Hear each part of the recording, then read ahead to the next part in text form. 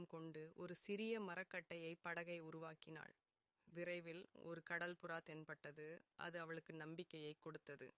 ஏனென்றால் கடல் புறாக்கள் இருக்கும் இடம் நிலப்பகுதிக்கு மிக அருகில் இருக்கும் என்பதை இது உறுதிப்படுத்தியது. ஆனால் இது நீண்ட காலம் நீடிக்கவில்லை. அன்றிரவு கசிவை அடைக்க பயன்படுத்தப்பட்ட சீல் திடீரென விலகியது. கடல் நீர் மிக வேகமாக கொள்கலனுக்குள் பாய்ந்தது. இதை கண்ட அவள் சேமித்து வைத்திருந்த உணவை தேட முயன்றாள்.